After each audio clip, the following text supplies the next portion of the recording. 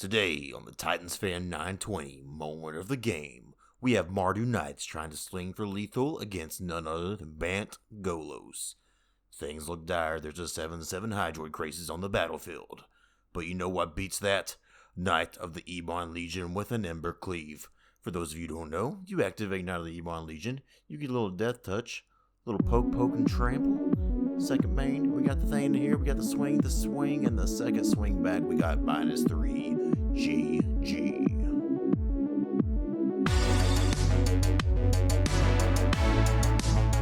How's it going, y'all? Titans Fan 920, and today we're trying something new here. We're doing something called quick hits. We're taking a quick look at the deck where I've just cut off all the dead air in the thing. There's no commentary over except for my commentary afterwards once I've got this all edited. But basically, this is just a very quick way to get games in. Instead of all the dead space that go on while we're waiting for opponents, it's all been cut out. So this is just the hot fire, the whole gameplay, and everything here. The deck we're playing here is Mardu Knights. This is a deck that I originally had in one of my 6 lists when I was first talking about my decks in Standard. But this list is done by Eric Froelich. As mastermind, I have this beauty here. And honestly, Mardu Knights is a deck that I didn't think really had legs to it and I wasn't very impressed with. But when I got to play with it here, it's actually been a lot of fun. And you'll see in these games, it went really, really well. We started off at the bottom of Gold 4, ended up Gold 3, so it's not like we're like super heavy up in there or anything. But we did pretty good with it. We made a nice little 3-0. But spoiler alert. But this is the deck. This is what we got. Let's take a look at the gameplay. Let's go. First game of the day here, we got a little Gaxan. We're waiting on that opponent, and we'll take this opening hand here. It's a keeper. We start off with a Temple of Malady on the other side. We'll be dropping this Blood Crypt and playing the Weaselback Redcap. We'll shift the turn over to Gascan. He plays a Swamp and passes the turn. No action for the boy. With no action, we'll go and play the Inspiring Veteran down, pump our Redcap, and swing for 2. Next turn up here, Gascan plays another Swamp. 3 mana, what's he got? Nothing but a Midnight Reaper. Nothing we're not afraid of here. Since he's got that Midnight Reaper there with the 2 toughness, we're going to swing in just for the red cap, because trading a 1 mana creature for a 3 mana creature is pretty good in this land of magic. He'll take a damage and draw a card, and with that 3 mana, we'll play Acclaimed Contender and find us an Ember Cleave off the top. Let's go. Turn 4 here, Gaxan plays his Temple of Malady tapped. He keeps that on top, he likes what he sees, and he passes the turn. With 4 mana up now, we have Ember Cleave mana. We can go ahead and play for this safely, and since we don't want to get Ember Cleave because he's probably got a removal spell here, we go ahead, just get this Knight here. We could have played the Ember Cleave there, notably. However, if he had the removal spell, for one, it feels a little bit bad, and also it wouldn't be lethal anyway, so we're better off committing to the board here a little bit more. He plays a Questing Beast on this side, and even though Questing Beast is usually a wonderful card to see, with the Ember Cleave there, he's not going to be able to stop lethal damage from occurring. So we'll go ahead and ship the turn over here. We'll play our Fabled Passage. We'll swing everything in. We'll pump up the Knight with the double strike and trample. And no matter how he blocks here, he is dead. That's a GG, boys and girls. That's a GG. Let's move on to game 2. Mardu Knights getting in there, swinging for big boy damage. Let's go. Going over the sideboard here, we'll bring in some Noxious Grass. We'll be taking out some Midnight Reaper as well as another, I don't know what that was, went too fast. Game 2 here against Gaxan. We'll keep it open in hand. Open in hand, we have no black mana here, but we got some good aggressive 1-2 spire over here. He'll be playing the Gutter Bones to start it off, and we'll go to our turn. Ember Cleave, nothing we can't play yet, but something to see later down the road. We'll start off here at the turn 1. We thinking, but we'll play the Red Cap. You always want to play the Red Cap if you can, because the Fervent Champion has haste. So he'll swing in with his Gutter Bones. We'll take that. Not too worried about a damage. We're the aggressive deck on this end. On his side, he plays another Gutter Bones and a Temple of Malady tapped. Bottoming of the tower that he sees there. Okay. Turn 2 for us. We probably just get this card. We play a little Inspiring Veteran. Swing for 2 with our own red cap because we're not going to be blocking with it anyway. Get them down to 18. Now we're going to be taking some sizable damage here. And that's part of it, but it happens. So opponent swings for 4 here. And no blocks on our side, so we go down to 12. Second main, what's he got? He's got nothing. He's got no other lands. We'll shock this in. We will play another Inspiring Veteran. Oh, man. And then we'll haste out the Fervent Champion. That is 3, 6, 9, 12 damage, boys and girls. Pretty good. We'll pump up the red cap because we know that's the one he probably wants to kill the least. Noxious Grass there. We expected some removal, which is why we pumped up the Weaselback. We've already got them down to 14, though. However, they're swinging again. They got us down to 6. But with them being only 2 lands, we have the ability to be a little bit aggressive here. We're going to have some fun lines of play coming up here soon. So we're stuck at 3 mana. Not a huge deal, though. We can Fervent Champion here, and we actually still have Ember Cleave up ready to go. because the card just kind of busted. So we do this. We pump up. What are we going to pump up? What are we going to pump up? We're thinking about it. We decided to spread the pumps a few different places here. That way, if he tries to remove the red cap here, then not all of our pumps went to waste. This also, yeah, he's still, even with the Embercleave targeting that, he's still Assassin Trophying there. So he can Assassin Trophy or Veteran.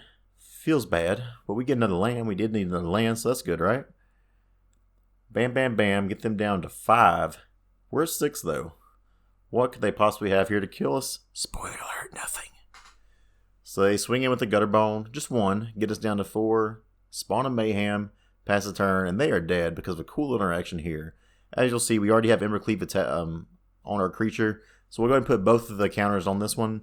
We want this to have as much damage as possible where it has double strike and trample. Neat little thing about Death Touch is if you have Death Touch, you only need to do 1 damage to kill something. Everything else will trample over. So even though our 4-2 is being blocked by a 4-4, doesn't matter because we're giving it Death Touch here. Because of that, 3 damage tramples over, and then this other 4 will also go through on the second swing back. So our opponent, -3, they're dead. Let's go. First win. Let's go to another one.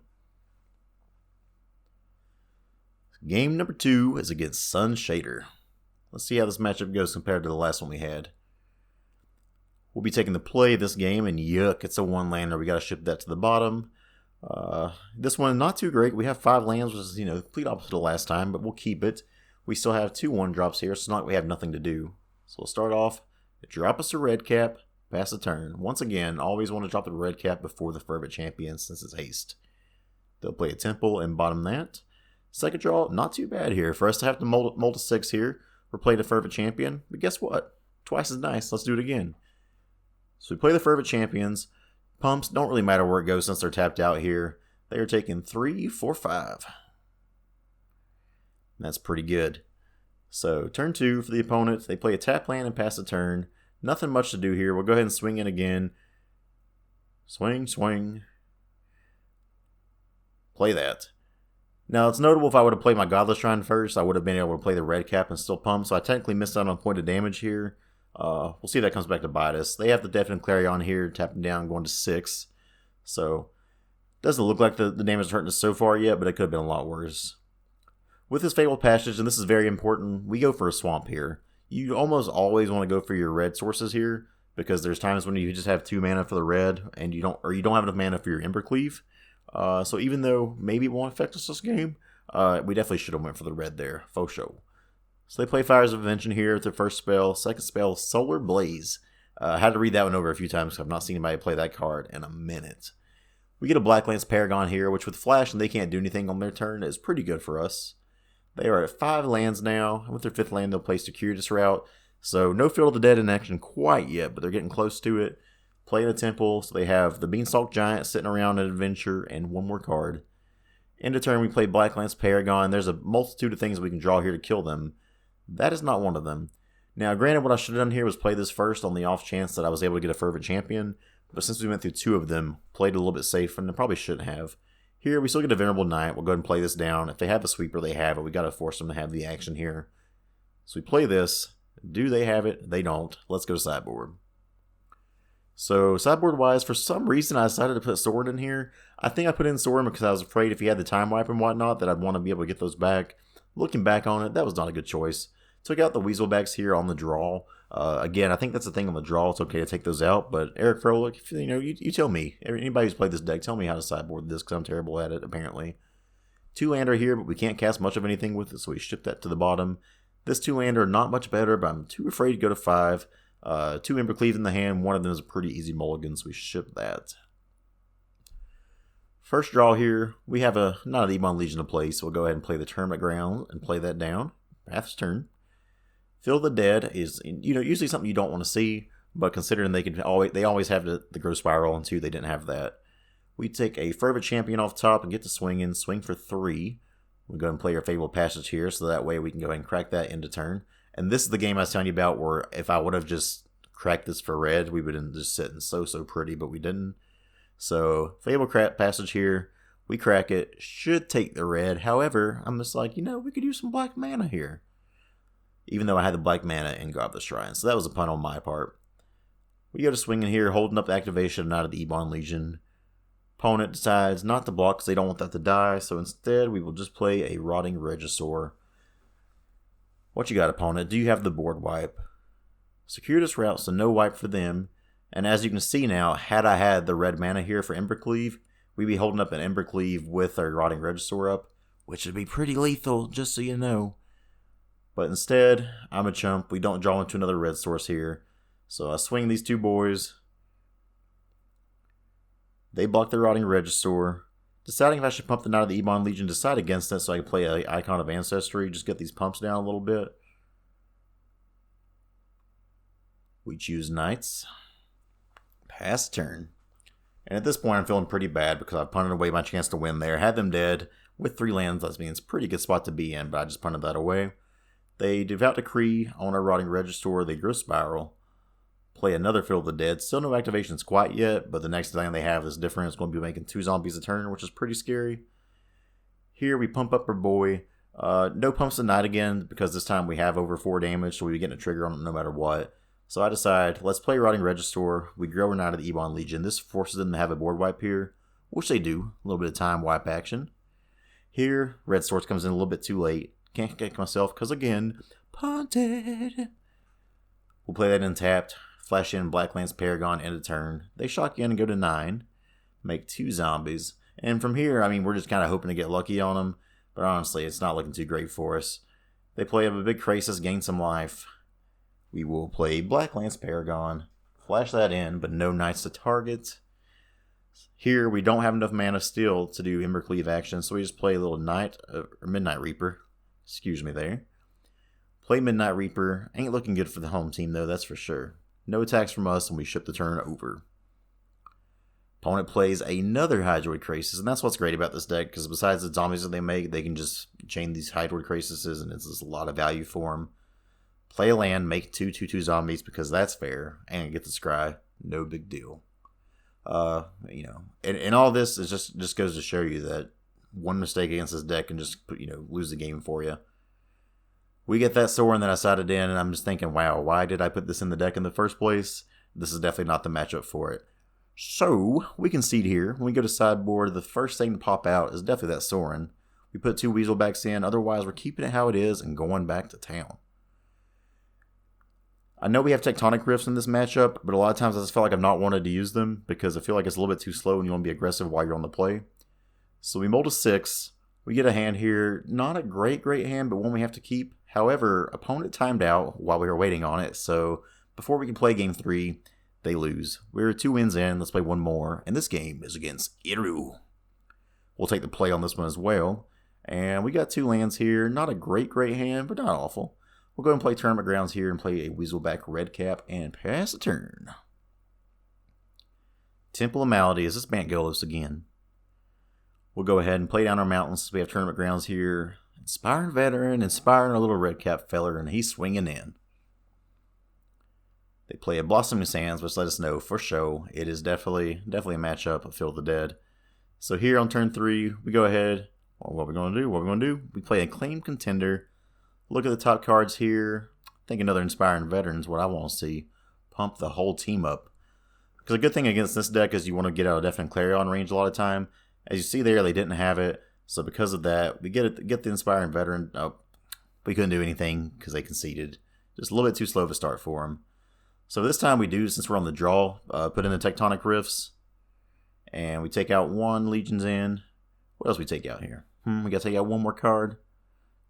Take out the Acclaimed Contender. Just a little bit slow in this matchup. It's nice for finding Embercleave, but it's just a little bit slow compared to what we want to do here. So game 2 against Iru. We'll be on the draw here. They start off with the Temple of Malady.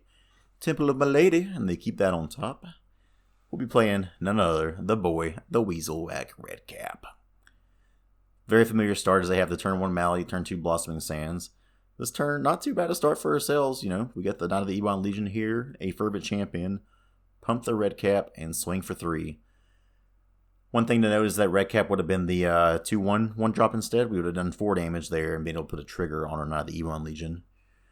Not that it would matter, because they have Little Teferi, and they'll be bouncing our boy. So they draw a card, a little bit of a tempo disadvantage for us there, but not a huge deal. So here on 3, we decide, let's send the champion to get that Teferi out of the way, but we still send the Redcap at the end because we can pump it. So we still get the 2 damage to the face there, which isn't too bad. And instead of playing out the Knight again, just be mana efficient here. Play Acclaimed Contender. We're looking for a Embercleave here, but don't find one. Well, we have the Embercleave in hand already, I'm sorry. We're just looking for some gas.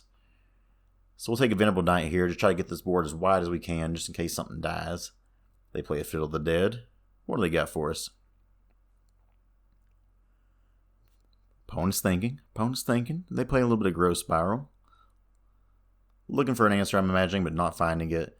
So we don't want to commit too much to the board here because they probably have a board wipe coming up with the 5 mana. So because of that board wipe coming up, we decide, let's just get Midnight Reaper down. We still get a pretty hefty swing here with them. It wasn't enough. We could Embercleave here, but it wasn't enough to do Embercleave or do lethal, and we didn't have the mana for it anyway. So I played the Midnight Reaper, so that way when all these dies, we can draw some cards. Hopefully find us a red source for that Embercleave.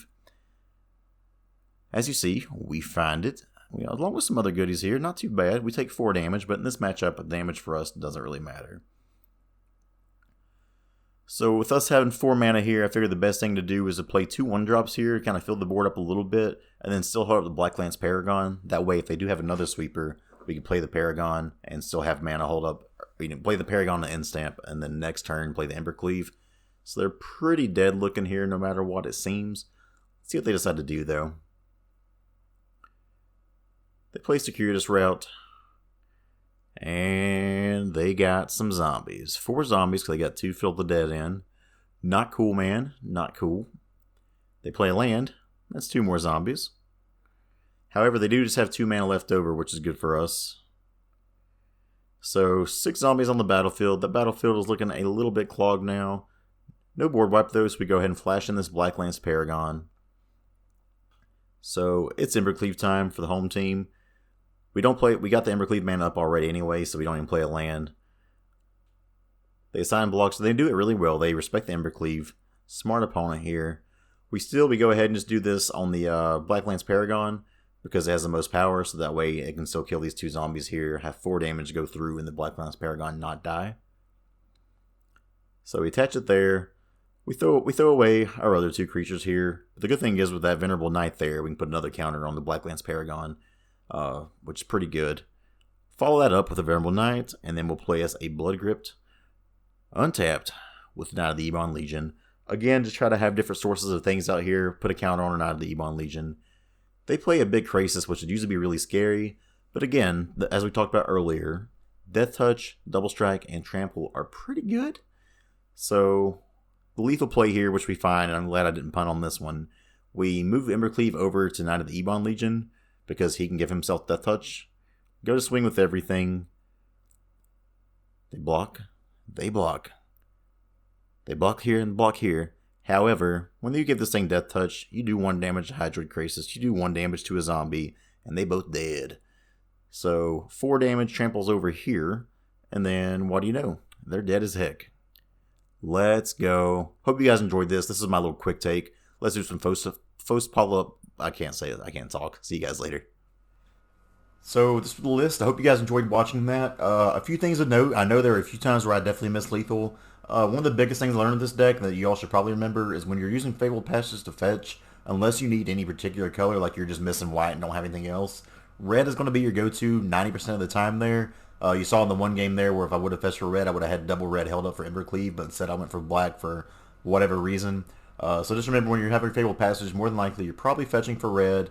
On my turn 1s, never really play Fervent Champion first unless you can, unless you have to. If you can play a Weaselback and Knight of the Ebon Legion or Venerable Knight, definitely go with those. You get Fervent Champion out the next turn, have that haste and pump those guys when they're swinging. Overall, had a lot of fun with the deck. May play around with the list now that I have it some more. One thing that I'm not really sure on is sideboarding with it. Like, I understand the Tectonic Rifts are for the Fill of the Dead matchup. However, I felt like most of the time the Fill of the Dead, I just want to be more aggressive anyway. And Tectonic Rifts is more of a reactionary spell, which I get the purpose of it. Your creatures can't be blocked. You can swing them for the final damage. But I think a lot of times I just want to be more aggressive there. But that could be me playing the list wrong. Who knows? But again, this is a deck. Maybe we'll play around with this more because I actually had way more fun with this than I expected. If you're new here, subscribe, stay a while, all that jazz. We'll see you next time.